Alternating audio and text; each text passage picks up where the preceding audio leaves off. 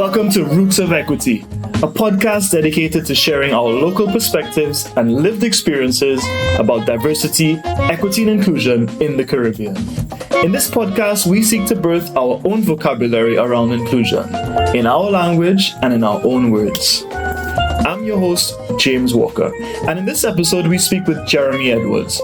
Jeremy is a brave guy, someone who saw an issue related to schoolyard bullying of LGBT folks and has been doing something about it at multiple levels. And what I like is that he started with the data.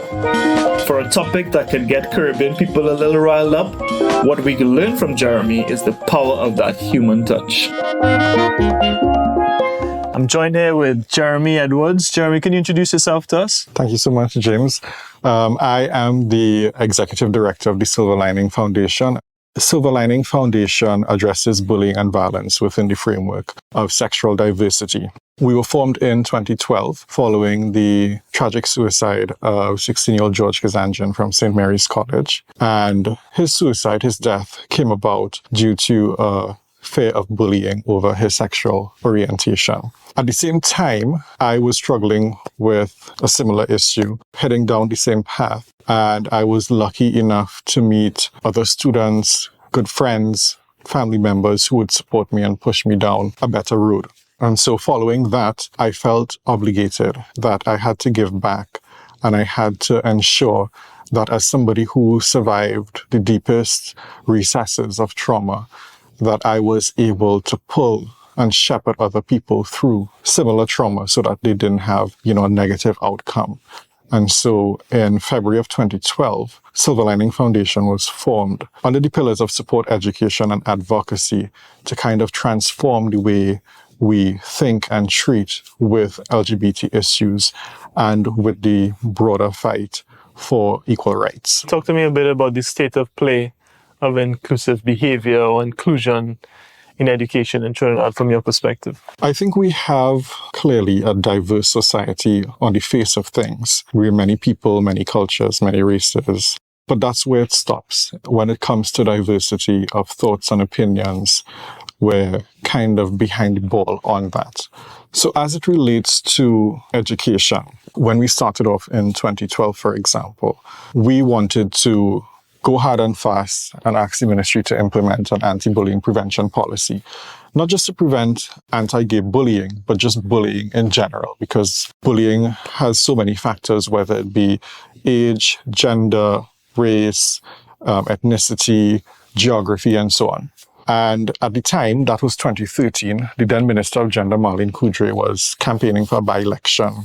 And when I approached her to ask about, the bullying prevention policy that was being worked on with her ministry, as well as the interreligious organization, she asked me two questions. She asked me, one, do gay people exist in Trinidad? And two, if so, do they face discrimination? Where's your data?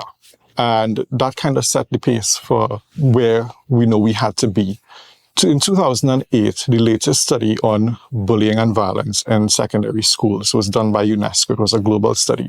And at that point in time, it said that the majority of bullying and violence taking place in secondary schools was based on sexual orientation and gender identity and expression of students, whether it's real or perceived. Is this in Trinidad or globally? It was a global statistic, and it was based more so on Latin America data than Caribbean data, which didn't exist.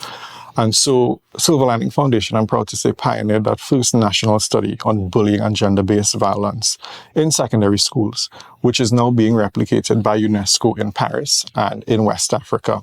And when we did that first study in 2016, and then we did a follow-up study in 2019, our data held true to that 2008 study, where it showed that, yes, the majority of bullying taking place in secondary schools, verbal bullying, if you want to isolate it, was based on sexual orientation and gender identity and expression.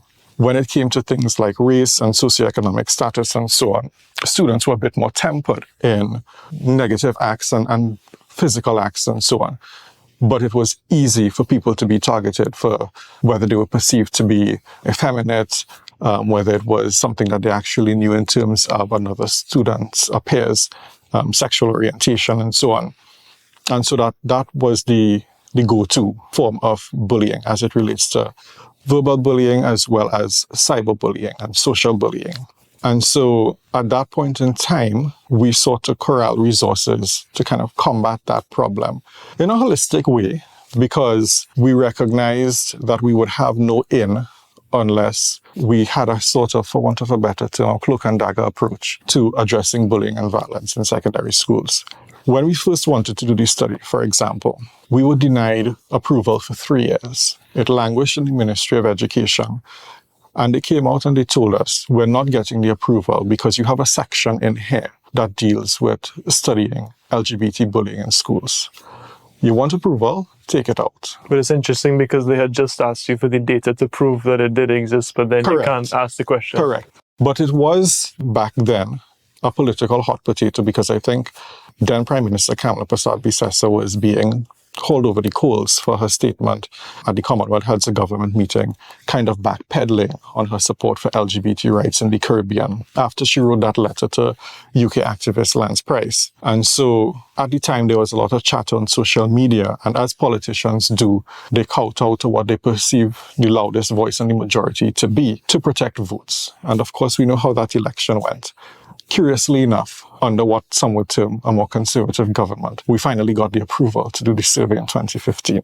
And so that's how we were able to launch in 2016. Since then, we have built certain programs and interventions, one of them being Safer Schools Managing a Diverse Classroom, which tries to build awareness and give teachers the tools to manage diversity and do some conflict management in the classrooms as well.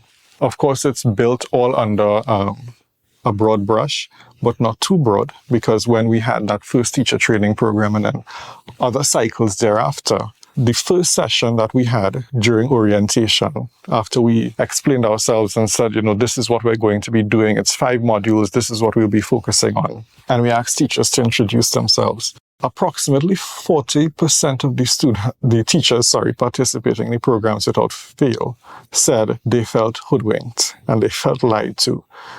You said we were coming to deal with bullying, not bullerman things. Teachers, loud and proud, said that with their whole chest. And, we had to go through the whole explanation again and show them that we'll be touching on this study that covers bullying in its entirety. Physical, verbal, cyber, social, sexual, and yes, LGBT bullying as well. So when it comes to inclusion in that respect, we still have a long way to go. We're 2 surveys in. There hasn't been much of a decrease because following 2016, we built that teacher training program to sensitize teachers, like I mentioned, and give them the tools to work with. And when we measured again in 2019, there was minimal or negligent movement in the rates of bullying. Even in the schools that you did do the intervention in? Yes. So the schools that we surveyed in 2016 were the schools that we trained in 2018, 2019. And then we surveyed again in 2019 to see what, if any, improvements would have been made.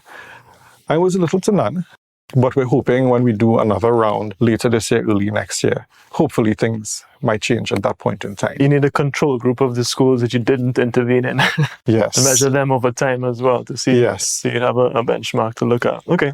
So let's talk a little bit about, I suppose in my mind, teachers, they don't have the only role, but they have a strong role in a school and in a classroom in creating an inclusive environment. Right. So why might a teacher care, or maybe why might a teacher not care, around creating an inclusive environment for any student in the class? So let's think then about the impact of a lack of DEI. The survey is one example to go to. If it is we don't have diversity and we don't have equity and we don't have inclusion in schools, we have the statistics on bullying where it shows this amount of people are being bullied in these different forms and these different types. In addition to that, there's a lot of harassment, a lot of discrimination, a lot of absenteeism, a lot of mental health challenges, even suicide. I think behind Guyana, we are the 2nd largest in the region in terms of that statistic for suicide. And in addition to that, we think a few steps down the road, what does that mean for academic performance? What does that mean for brain drain? when people can't find opportunity, comfortable and equal opportunity, because they're harassed or discriminated against based on their sexual orientation or their gender identity and expression. Nobody wants to stay in Trinidad and contribute. Nobody wants to stay in the region and contribute. They quicker go in North America, even though they have problems of their own, but they quicker go in a country where they feel they could walk down the road and hold hands and do something as simple as that, rather than stay in a country and fight and put up with that sort of nonsense. So those are the reasons that teachers need to care or should care, because we want to turn that whole tide around. And it's not just a few students. In this survey, at least 13% of the student population identified as queer. So somebody who is gay, lesbian, trans-identified, or just non-heterosexual. 13% of the total number of secondary school students, which is approximately 135,000, is around 18,000 students.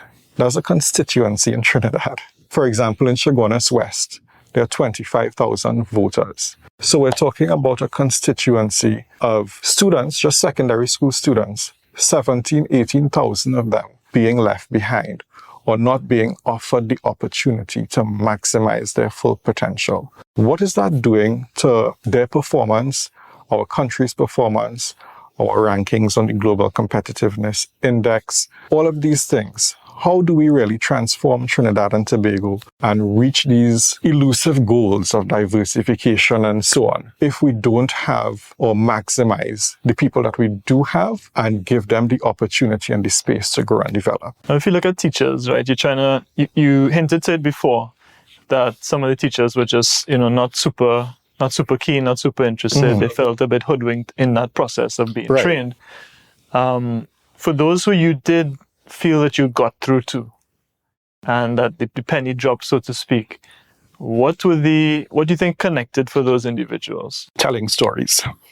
So I told my own story as well, and we shared other stories of other instances that teachers deal with on a daily basis. And so my story, for example, is one where I knew I was different from a child probably in Standard 5. Didn't know exactly what it meant until I went into Form 1 in Catholic secondary school. And when I realized just what it meant and the shockingness of my difference, I spent the next 7 years of my life expending a unnatural amount of mental energy and emotional energy and psychological energy, policing my behavior and not focusing on my studies. And so it was brought forward again in 2014 when we intervened in another school. And one gay student said, being in Form 4, being in Form 5 is hard enough. We have exams, we have lessons. Being in a prestige school has its own demands. We have all these extracurriculars. I can't take the additional pressure of being gay and having to hide, not just from my friends, from my parents, from my family members. And so in all of that, and in sharing all of that, teachers were able to kind of soften and say, yeah, maybe we're missing something here. A lot of them also had personal experiences with LGBT people that they were able to draw to. One teacher, for example, from another prestige school in Port of Spain, she said, no, I deal with LGBT, with gay students in my class very well. There was this guy and people were bullying him based on the fact that he was getting on real girly and that sort of thing. And I told him what to do. Stop being so gay and you won't be bullied. And we all stopped, we paused, we reflected, and we asked, why are you shifting the responsibility and the burden of that to be on the person who is being bullied, the person who is the victim? Shouldn't we rather be encouraging other people to be understanding of differences and finding a way to accommodate those differences in the classroom? That is how we build true, diverse, and inclusive classrooms. And so following those sessions, we opened the eyes, and most, if not all, of the teachers were able to have some takeaway and some measure where they would go back into schools and treat with their students differently.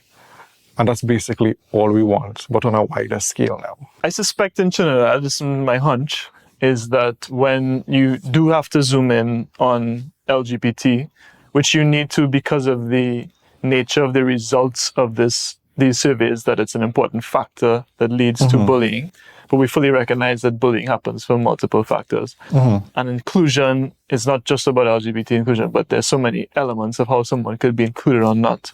You know, maybe not my experience outside of the educational context, but I suspect it could be useful for the educational context is the way in which you help people see people who are not being included or identify even in themselves when they were not included for what other reason. It could be for many other reasons.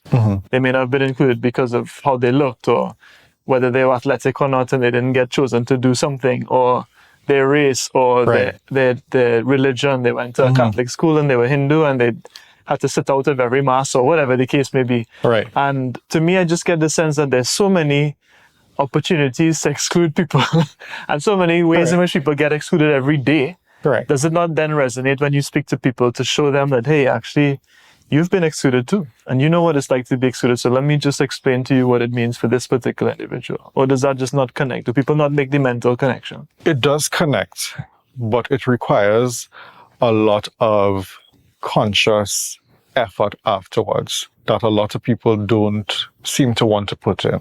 As with anything new, there's a lot of anxiety and there's a lot of hesitation.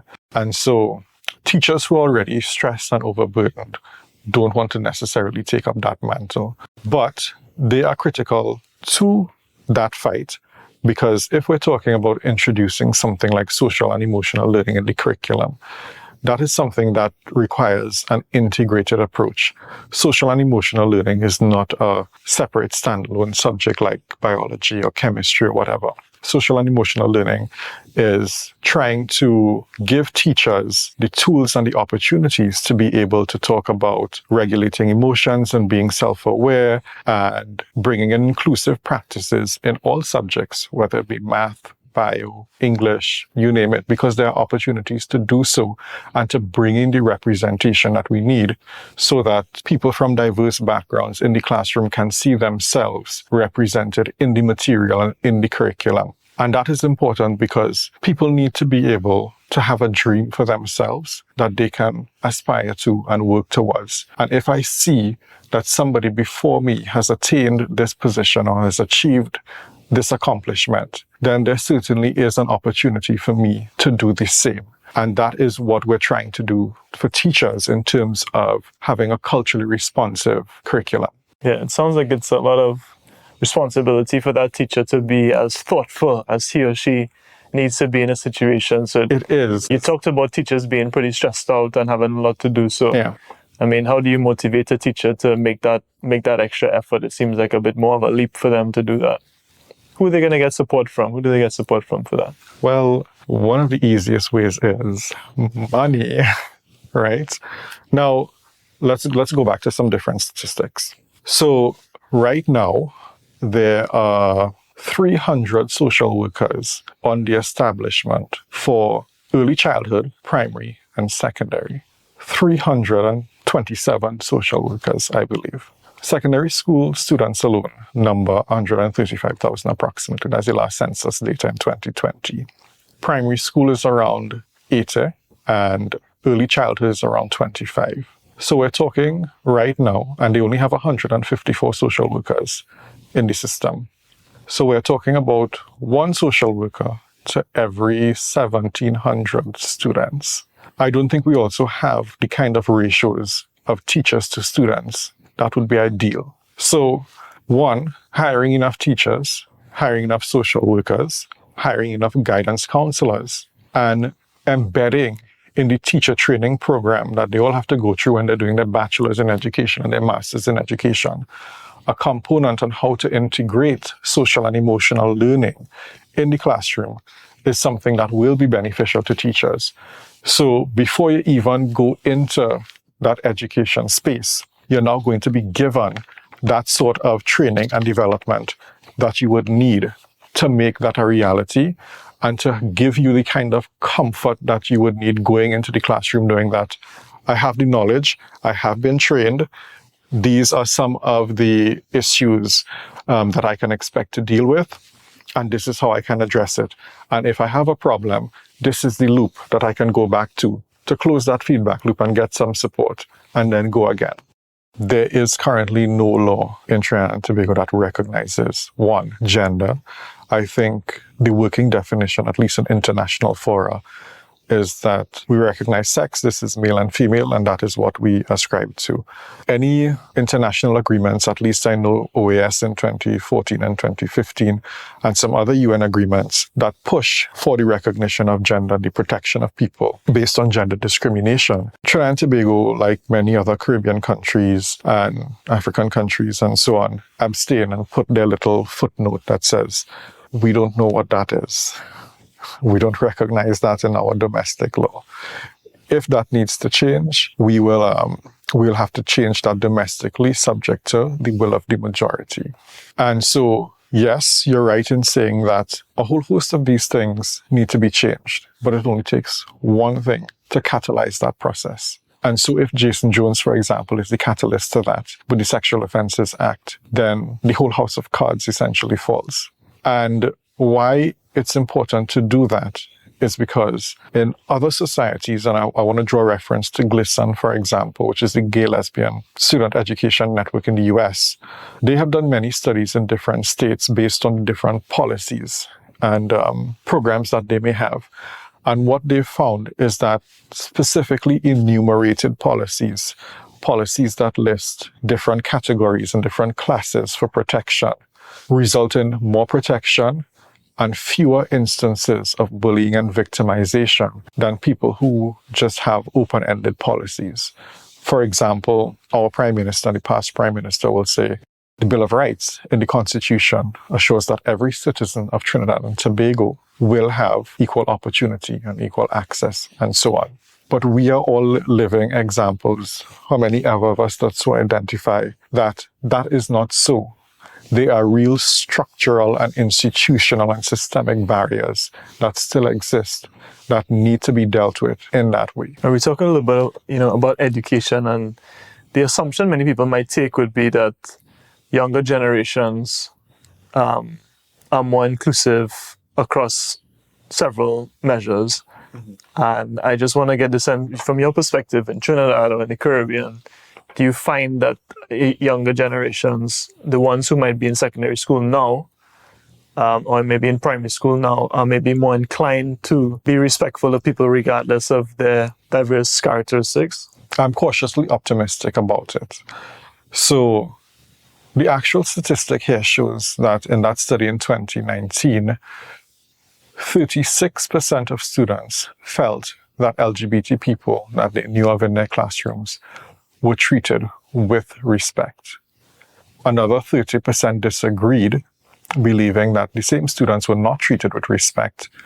And overall, the majority of students, 56%, agreed that the LGBT people that they knew or saw deserved to be treated with respect. So whilst there is a general acceptance that, yes, you should be able to come to school, you should not be able to be afraid and be absent and be bullied and that sort of thing, a lesser amount of students, at least 30%, are the ones receiving equal treatment and fair treatment. The vast majority are not. And it's not just bullying by peers, it's bullying from teachers and administrators as well. So there needs to be a complete re-engineering and rethinking of how we deal with it.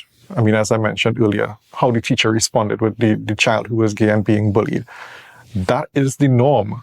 And a lot of teachers and a lot of parents, when we do talk to them, believe bullying, regardless of whatever it is, whether it's based on sexual orientation or race or socioeconomic status or how you look, it's a rite of passage. It's a rite of passage, and it's nothing that warrants any sort of care or attention, because one, I get licks and I get a little talks and I tune out fine. Chances are, if you dig a little bit under the surface, they're not really that fine that they say they are. They minimize the impact or the trauma it may have had on their life. It always is. It always is minimized. So I'm just trying to think of the steps we could take, or, I mean, if you, let's say your audience is our educators, our parents, our administrators, or our teachers. I mean, what are the 3 tips maybe you could give them that would allow them to create more inclusive spaces in schools? There's definitely more than 3, I could tell you that. One of the earlier things that I mentioned, one is resources. Teachers need to be provided with resources, and not just the minimal resources that NGOs like us can provide. We could only train 20 teachers at a time. 20 secondary school teachers from 40 schools that we surveyed with approximately 20,000 students. Those were 20 teachers. It was 5 cycles, so it's 100 in total. 100 teachers out of close to 1,000. It's a drop in the bucket. And this doesn't even need to be an NGO-led thing.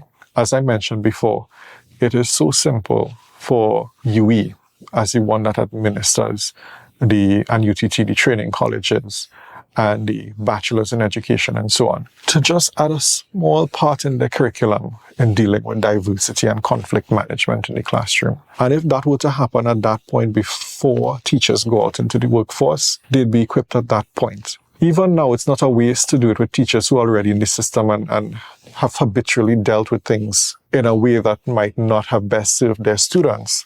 But teachers need to be open and willing and have an open mind. Change like this and change management does not happen overnight, and I accept that. I am not the 21-year idealist that I was when I started Silver Lining Foundation. Change takes time.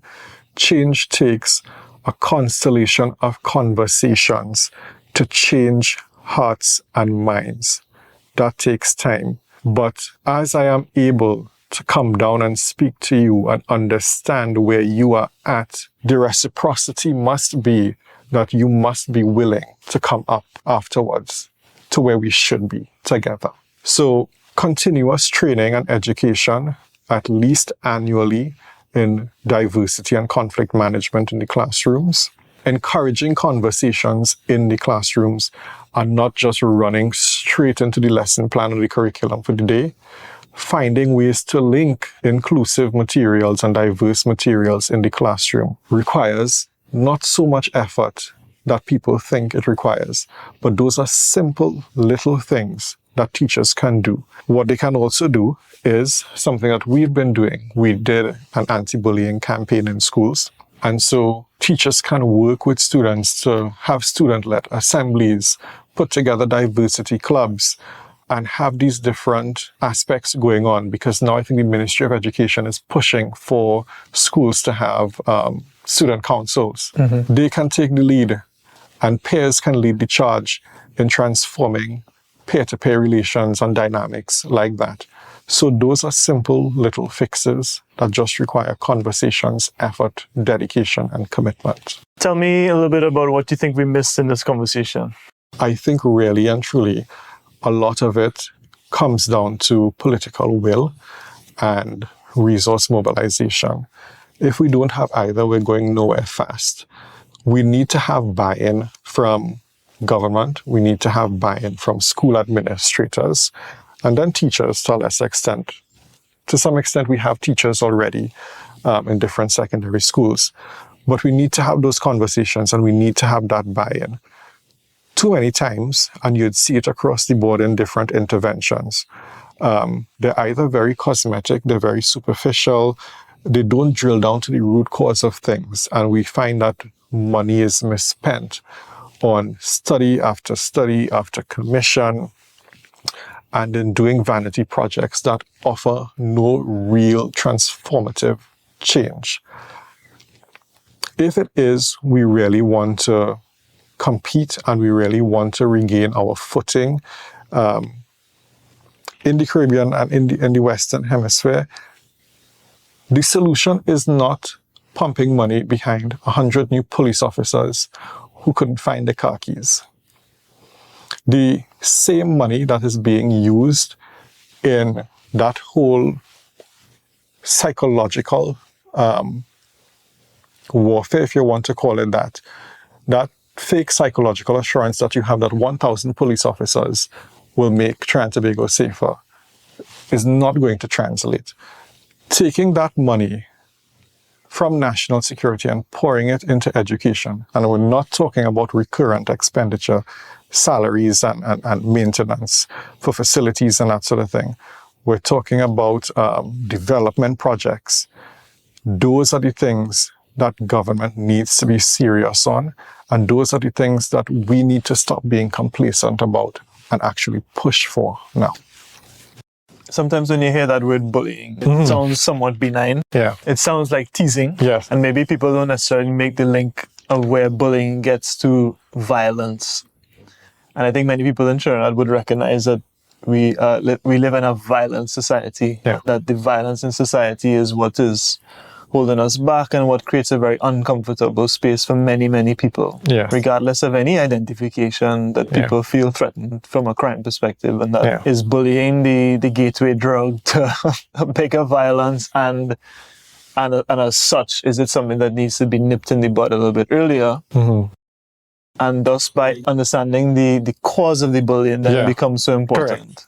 Yes, and dealing with that, called roots of equity. How close can you get to the root of the problem of violence in schools? It's easy to trace all these roots back to mostly parenting and gaps in the education system.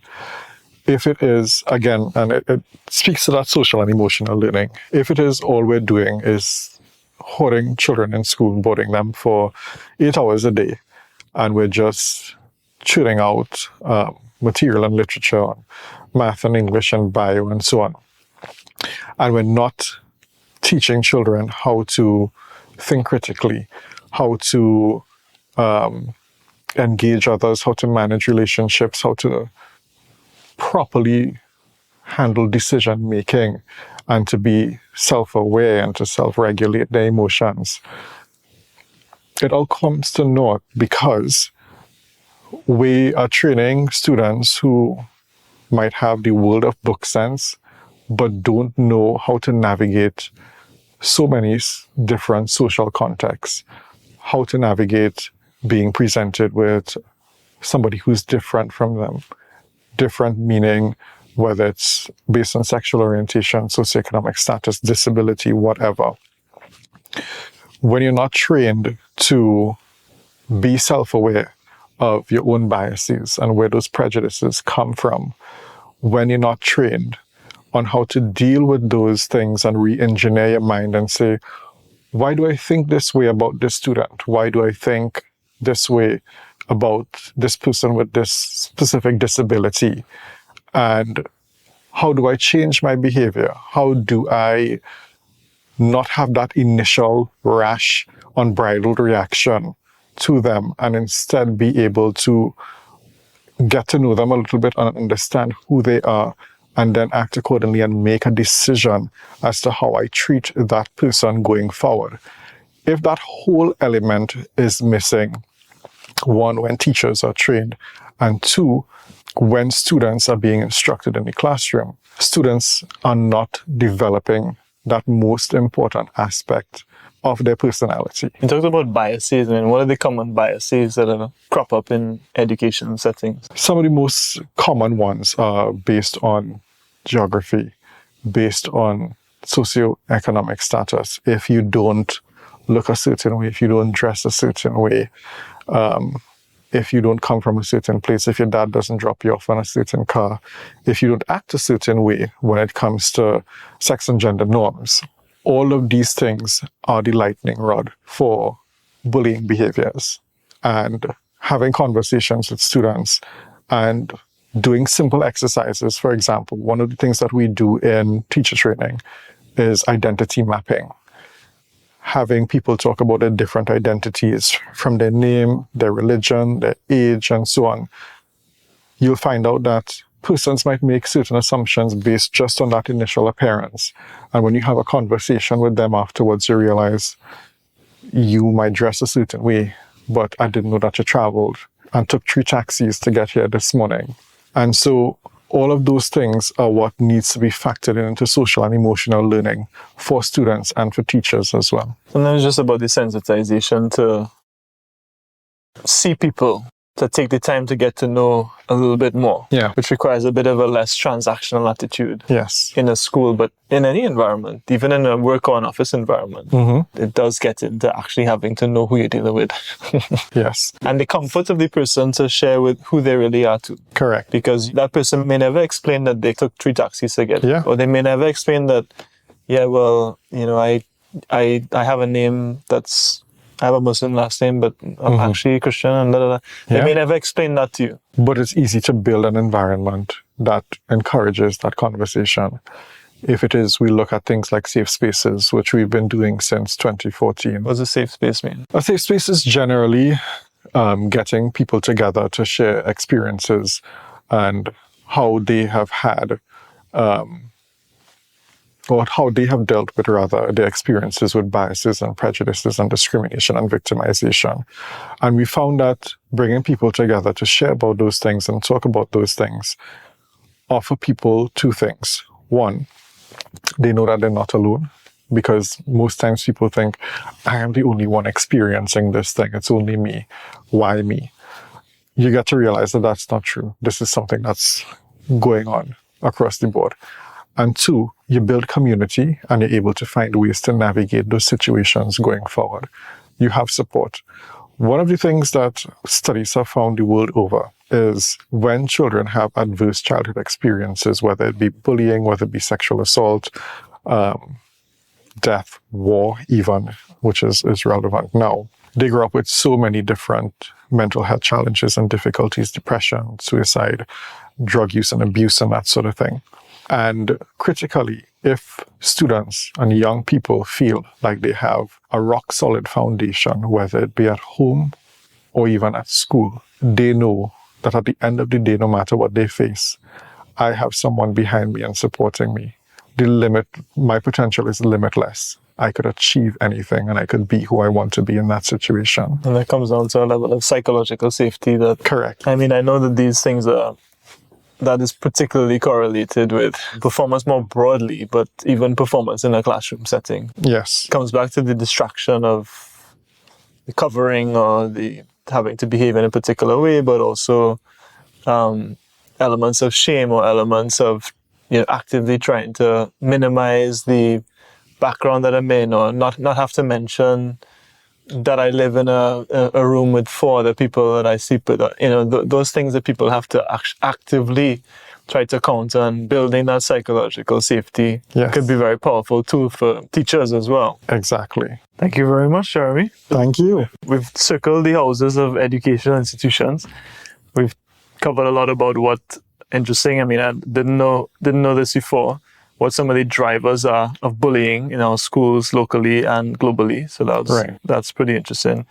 I could understand the battle it's been for 10 or more than 10 years, trying to get into the right spaces to have the right conversations with people. Yeah. I'm sure there are teachers and administrators and parents and surely some students as well who are out there who want organizations like yours to push and have conversations around inclusion. And shout out to all of them. For doing that. The more that I think people could recognize that we all have times where we can be excluded, and there could be a wide range of reasons why people could be excluded, and that feeling of exclusion can distract you. You talked about it distracting you in your studies in school. Mm-hmm. That can distract you from the core element of what you're there for. You're there in school as a student to learn, to grow as an individual and as a citizen in society, and there are things that are going to prevent you from doing that. Yes. And I do believe that the more that teachers and administrators and the ministry can see that all students need to be included, because you are in a no child left behind mindset, or you should be. I know the Ministry of Education does have a equity in education as one of a very core strategic pillars of theirs. Mm-hmm. To what extent that refers necessarily to just kids from a disadvantaged background, or does it really mean age, sex, and socioeconomic status, full stop? That's the focus. Sex and socioeconomic status. So not race and not religion or anything else. No. It'd be interesting to know why those 3. Why not race or religion? As an example, the other disability. Why not disability? Correct. And I think it's just our inability, especially in government, to go, deeper and really find meaningful causes because that and solutions, because that definition, that scope was defined in that Joint Select Committee of 2021. So it's almost a deliberate setup by ourselves, by the government, to fail. And there's so many people. You've had one on the podcast already, I believe, Dr. Hussain. There's so many people. The university is filled wall to wall with academic papers, with solutions. And they're just sitting down there collecting dust. Nobody is going to read any of those reports on the Joint Select Committees or those other special committees in Parliament on the website unless you have a vested interest in it. So those are the things that need to come out of the woodwork now and need to help influence government and policymakers and the people who are the high-ranking stakeholders in education. Jeremy, thank you very much. Thank you very much, We James. appreciate Thank you your for time. having me. You've given us some great insight here today, so thank you so much. Thank you.